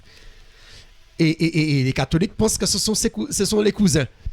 Mais d'après ce livre, au début de ce livre, vous pouvez voir que c'était des enfants que Joseph avait déjà. Quand vous allez au chapitre, je pense au chapitre 1er, l'histoire des 12 tribus raconte comment Anne et Marie, elle est née, et puis après, comment Joseph a rencontré Marie, etc. Alléluia. Eh bien, que le nom du Seigneur soit béni, que son nom soit glorifié. Eh bien, bonne fin de Yom Kippour et bon jeûne de Yom Kippour pour ceux qui jeûnent en ce jour. Alors, sachez que voilà, c'est un jour que le Seigneur a mis à part pour pouvoir, pour Yom Kippour, rappeler que c'est le jour que le grand prêtre rentrait dans le temple ou dans le tabernacle, dans le lieu très saint. Et le Seigneur, lui, il est entré, depuis la Pâque, il est entré dans le lieu très saint, il est à la droite du Père. Il intercède pour nous. On n'a plus besoin de grands prêtres pour aller dans le lieu très saint, puisqu'il n'y a plus de temple. Mais le temple, c'est Yeshua. Il est le temple, il est le sacrifice et il est le grand prêtre. On pourrait dire qu'il est le sacrifice. Il est notre Azazel, notre bouc émissaire. Il est l'agneau pascal. Il est le prêtre, celui qui sacrifie l'agneau. Il s'est sacrifié lui-même. Ce n'est pas quelqu'un qui l'a sacrifié, ce ne sont pas les Romains qui l'ont sacrifié. Ils l'ont juste cloué. Le sacrifice, c'est celui qui donne la mort. Personne ne l'a donné à Yeshua la mort. Les Juifs ne lui ont pas donné la mort. Lorsqu'on a voulu lui donner la mort, il avait déjà dit, Père, je remets mon esprit entre tes mains. C'est lui qui a décidé d'enlever son esprit dans son corps. Ça veut dire qu'il est devenu prêtre, il s'est sacrifié lui-même. À la croix, il était le roi, mais il a été aussi le prêtre à la croix. Et après, il a été le bouc émissaire. Il a été en enfer à notre place. Il a été frappé.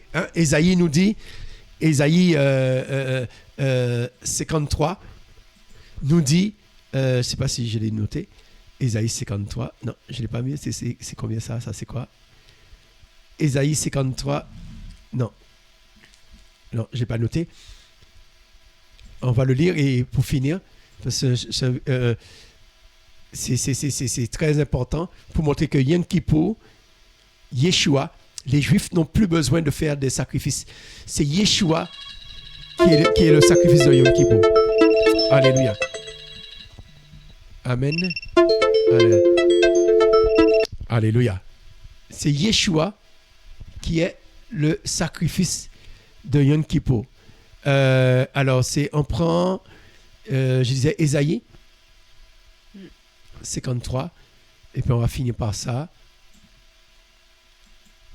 Ésaïe 53, le verset 1er. Qui a cru à notre prédication?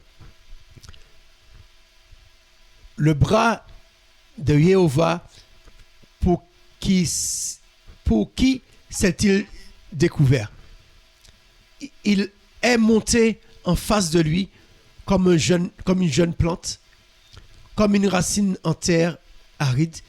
Il n'avait ni forme ni splendeur, car nous le regardions ni apparence, quand nous le regardions ni apparence qui nous le fasse désirer.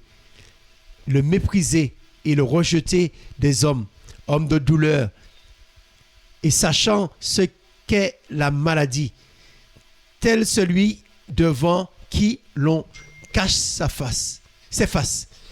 Il était méprisé, nous ne l'avions pas considéré. En vérité, il a porté nos maladies et il s'est chargé de nos douleurs. Mais nous avons estimé qu'il était frappé, battu par Elohim et humilié.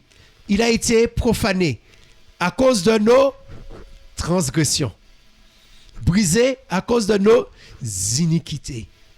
Le châtiment de notre paix a été sur lui.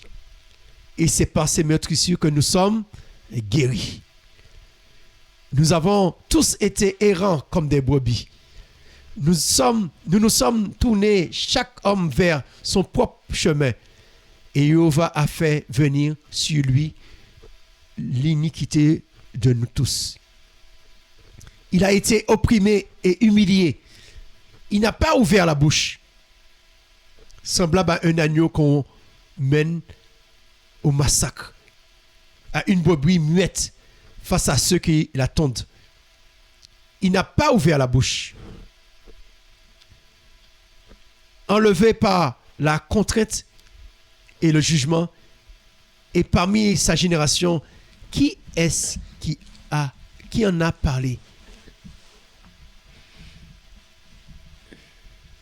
Car il a été retranché de la terre des vivants. Et la plaie qui lui a été faite à cause des transgressions de mon peuple. On lui a donné son sépulcre avec les méchants. Et dans sa mort, il a été avec le riche. Parce qu'il n'avait commis aucune violence et qu'il n'y avait aucune tromperie dans sa bouche, Jéhovah a pris plaisir à l'écraser. Il l'a rendu malade.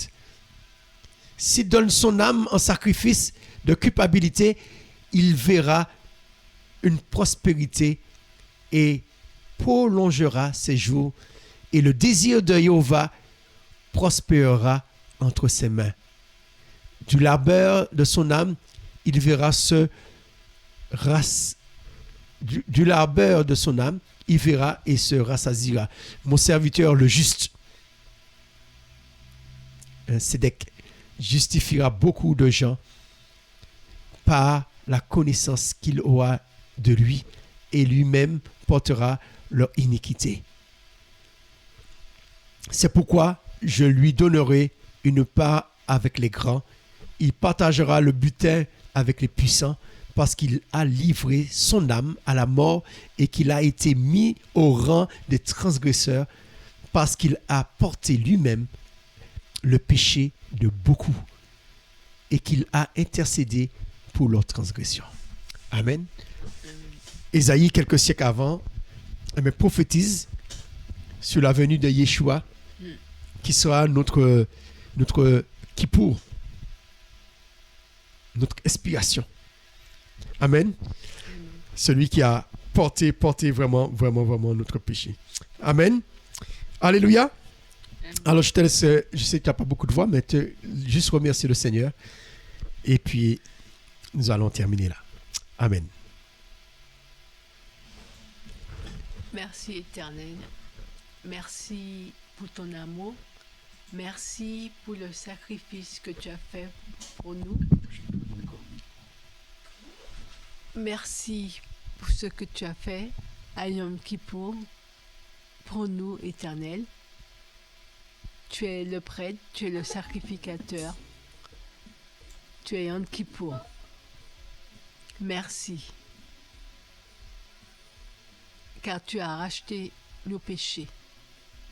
Merci pour ce que tu as fait. Alors nous allons, pour clôturer ce jeûne de Kippour, nous allons, avec ce chant attaché à la croix pour moi, rappeler le corps du Seigneur. Amen. Alors, Seigneur, ce pain qui représente ton corps que tu as donné pour nous. Alléluia. Ce corps qui a été meurtri, comme il nous est dit dans Yeshayahu, Ésaïe 53. Alléluia. Tu as donné ton corps pour nous. Merci pour ton corps. Merci parce que nous n'avons plus besoin de sacrifier des agneaux. Nous n'avons plus besoin de sacrifier des boucs, des veaux. Nous n'avons plus besoin d'envoyer des boucs dans le désert. Toi, tu as été dans le désert à notre place. Toi, tu as été dans le séjour des morts à notre place. Tu as été frappé à notre place. Merci pour ton corps. Alléluia. Merci ton sang qui a coulé de ce corps. Merci pour ton sang qui a coulé de ce corps.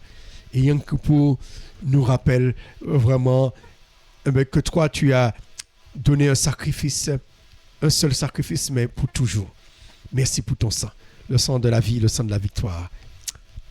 Amen. Amen. Attaché à la croix. Amen. papa pour moi. Yeah. Il a pris mon péché.